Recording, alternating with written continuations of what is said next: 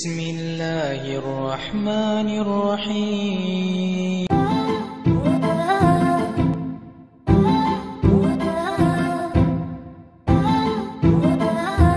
Assalamualaikum warahmatullahi wabarakatuh. Sahabat Islam, kisah-kisah bangsa Israel dihukum karena pembangkangan mereka manakala diperintahkan oleh Allah berjihad di jalannya.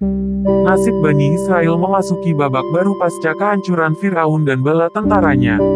Mereka dijanjikan akan mewarisi berbagai kemuliaan, harta dan kebebasan yang sebelumnya dimiliki Firaun jika mematuhi perintah Allah Subhanahu wa Ta'ala. Sayang, Bani Israel selalu membangkang. Imbas dari keruntuhan kekuasaan Firaun juga merembes ke tatanan sosial politik masyarakat Mesir. Menurut Ibnu Abdul Hakam dalam kitabnya Tarikh Misr, pasca kehancuran Firaun dan bala tentaranya, wanita-wanita bangsawan Mesir mulai menguasai tahta kerajaan. Karena hampir seluruh laki-laki bangsawan tewas tenggelam di Laut Merah bersama Firaun. Pada waktu itu, perempuan bangsawan Mesir memulai tatanan baru kehidupan bermasyarakat.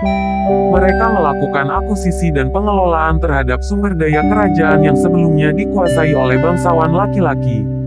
Untuk meneruskan keturunan bangsawan, mereka juga mulai menikah dengan rakyat selain bangsawan, yakni laki-laki dari kalangan masyarakat biasa. Kisah Bani Israel ini dimulai ketika mereka menyeberangi laut dan pergi menuju negeri Syam. Selama 3 hari mereka tidak bisa mendapatkan air. Banyak dari Bani Israel yang mengeluh atas kondisi tersebut. Bahkan sekalipun mereka menemukan air, mereka tidak mendapati kecuali air asin dan pahit yang hampir mustahil untuk diminum. Setelah beberapa hari dalam perjalanan panjang pasca kehancuran Firaun dan bala tentaranya, kondisi Bani Israel cukup memprihatinkan, terutama krisis air minum. Allah Subhanahu wa Ta'ala kemudian memerintahkan Nabi Musa untuk mengambil sebatang kayu dan menaruhnya ke dalam sumber air yang tidak layak konsumsi. Berkat izin Allah Subhanahu wa Ta'ala, air tersebut berubah menjadi air tawar dan dapat diminum oleh seluruh Bani Israel. Selain memberikan mukjizat tersebut, pada waktu itu Allah Subhanahu wa Ta'ala mengajarkan kepada Nabi Musa dan bangsa Israel tentang berbagai kewajiban, sunah-sunah dan wasiat-wasiat. Allah Subhanahu wa Ta'ala mengingatkan mereka agar senantiasa menjaga itu semua dalam setiap situasi dan kondisi. Namun setelah beberapa waktu, bangsa Israel malah mengabaikan pesan ilahi yang disampaikan melalui sabda Nabi Musa ini. Penyelewengan yang dilakukan Bani Israel pasca kehancuran Firaun dan bala tentaranya ini tercatat di dalam Al-Quran, yakni surah Al-A'raf ayat 138-139. Sebelum lanjut, subscribe video ini, like dan share. Dan kami selamatkan Bani Israel menyeberangi laut itu, Laut Merah. Ketika sampai kepada suatu kaum yang tetap menyembah berhala, mereka berkata, "Wahai Musa, buatkanlah kami sebuah Tuhan berhala, sebagaimana mereka mempunyai beberapa Tuhan berhala." Musa menjawab, "Sungguh, kamu orang-orang yang bodoh. Sesungguhnya mereka akan dihancurkan oleh kepercayaan yang dianutnya dan akan sia-sia apa yang telah mereka kerjakan." Qiyas Al-A'raf 138-139.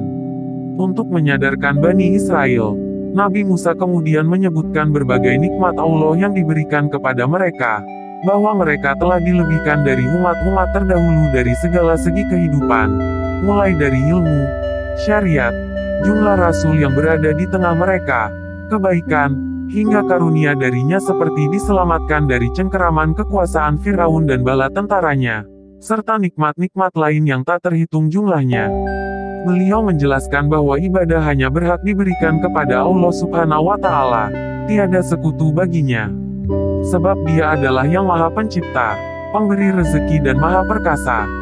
Pada saat bersamaan, Nabi Musa juga menegur mereka secara langsung bahwa permintaan mereka untuk dibuatkan patung berhala agar bisa disembah adalah permintaan yang sangat bodoh bagi orang-orang seperti mereka, yang telah mendapatkan karunia langsung dari Allah Subhanahu wa Ta'ala. Nabi Musa kemudian memerintahkan Bani Israel untuk memasuki Baitul Maqdis dan memerangi kaum kafir zalim penyembah berhala kala itu, yakni kaum Majusi dari kalangan orang-orang Haitsan, Fazar, Kanan, dan lain sebagainya. Pada saat itu terjadi sengketa kekuasaan politik dan karena sebelumnya Allah Subhanahu wa Ta'ala telah menjanjikan tempat tersebut bagi Bani Israel melalui lisan Nabi Ibrahim dan Nabi Musa. Sahabat Islam kisah-kisah. Demikianlah kisah Nabi Musa. Semoga dengan mengetahui perjuangan dakwah Islam di masa kekuasaan Firaun dapat menambah keimanan kita. Wassalamualaikum warahmatullahi wabarakatuh.